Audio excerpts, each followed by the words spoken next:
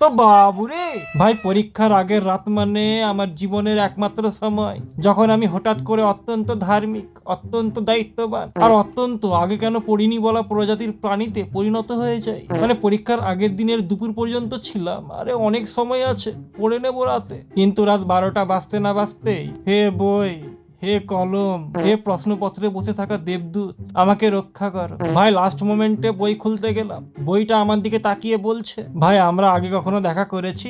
মাথার ভেতর একদিকে মা বলছে, আগে যদি পড়াশোনা করতিস তাহলে এই দিনটা দেখতে হতো না, আর অন্যদিকে আমার আত্মা আমাকে বলছে, ভাই আগে যদি তুই পড়তিস তাহলে তুই আর তুই থাকতিস না, এত ডেডলাইন ছাড়া কি জীবনে মজা থাকে? আমার মাথা তখন বলছে যে ঠিক আছে, পুরোটা পড়া সম্ভব না, তাই সিলেবাসটা একটু ছোট করে নে। ভাই আমি সিলেবাসটা ছোট করতে করতে এতটাই ছোট করে ফেললাম, শেষে শুধুমাত্র সূচিপত্রটা পড়ে বসলাম, কারণ সূচিপত্র থেকে কোনো প্রশ্ন আসে না, তাই শান্তিতে পড়াও চাই আর পড়াও ভালো হয়। ভাই পড়তে পড়তে ঘুম পেয়ে গেল, ঘুমকে বললাম ভাই আজকে প্লিজ না। ঘুম তখন আমাকে উল্টে বলছে, ভাই চুক্তি সই করেছিলাম 12টার পর আসবোই। আমি বললাম ভাই আরো 10 মিনিট পড়তে দে। ঘুম তখন বলছে, ভাই 10 মিনিট পরে তো তুমি নিজেই অচেতন হয়ে যাবে, তাও আবার চেয়ারে বসে সূচিপত্র পড়তে পড়তে। ভাই তারপরে আমি রেগে গিয়ে 1 কাপ কফি খেলাম, কিছুক্ষণ পর আরো 1 কাপ, তার কিছুক্ষণ পর আরো 1 কাপ। ভাই শেষে এত কফি খেয়ে নিলাম যেন পড়া না হলেও নিজের হৃদস্পন্দন দেখে কি মনে হলো জানো, কাল পরীক্ষা দিতে নয়, যেন 100 মিটার ছুটতে যাব।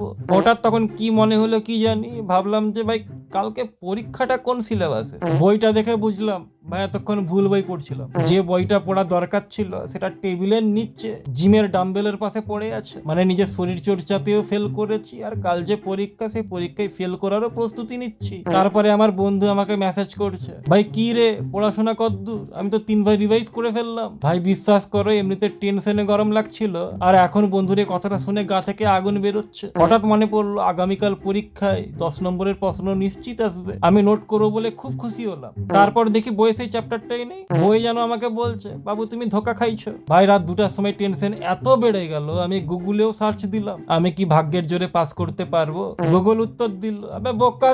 শেষে সিদ্ধান্ত নিলাম যা জানি তাই লিখবো, আর যেটা জানি না সেটা বড় বড় অক্ষরে লিখবো, যাতে মাস্টার আমার কনফিডেন্ট বুঝতে পারে, মাস্টার যেন অ্যাটলিস্ট বুঝতে পারে যে ছেলেটা ভুল লিখুক কিন্তু চেষ্টা তো করেছে।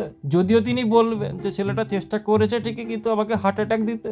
সকাল 6টায় ঘুম থেকে উঠে দেখি আমার মুখ বইয়ের ওপর ছিল, আর আমি ঘুমিয়ে পড়েছিলাম, আর বইয়ের পাতা এমন ভাবে উল্টে গেছে যেটা দেখে মনে হবে যেন বইটা আমার মুখ দেখে নিজেই গলে গেছে। আর শেষবারের মতন বইটাকে দেখার পর আমার ব্রেন আমাকে বলছে, ঠিক আছে ভাই আমার কাজ শেষ, আমি চললাম এবার তোমার কাছ থেকে, আবার পরীক্ষার পর দেখা হবে। আর পরীক্ষা দিতে গিয়ে ওই হলে ঢুকার সময় এত কনফিডেন্ট লুক নিয়ে ঢুকলাম যেন কোয়েশ্চেন পেপার আমাকে দেখে ভয় পেয়ে যায়। কিন্তু বাবুরে কোশ্চেন পেপারটা হাতে পেয়ে দেখলাম ভাই সূচিপত্র থেকে একটা কোশ্চেন পড়েনি, যা পড়েছে সব সিলেবাসের মধ্যে থেকে, যেন কোশ্চেন পেপারটা আমাকে চোখ টিপে বলছে সারপ্রাইজ বেবি। কিন্তু জানো সবচেয়ে মজার ব্যাপার কোনটা? পরীক্ষা শেষ হওয়ার পর সবাই বাইরে এসে একটাই ডায়লগ দেয়, ভাই আমি তো কালকে কিছুই পড়িনি, কিছুই লিখতে পারিনি। ভাই আমি শুধু তাদেরকে দেখি আর ভাবি, হায় রে প্রতারক সমাজ। ভাই যারা এরকম বলে তারাই গোটা বছর পড়ে এসেছে, কিন্তু আমি পড়েছি লাস্ট 30 মিনিট। দেখো ভাই প্রত্যেকটা মানুষেরই কিছু না কিছু ট্যালেন্ট থাকে, আমি এটাকে ভুল হিসাবে দেখি না, এটাই আমার হয়তো ট্যালেন্ট। পরীক্ষার আগের রাতে একটাই নিয়ম, পড়াশোনা কম করো কিন্তু প্রতিজ্ঞা বেশি করো, এবং অবশ্যই প্রতিজ্ঞাটা ভাঙো, কারণ এটাই তো ট্রেডিশন।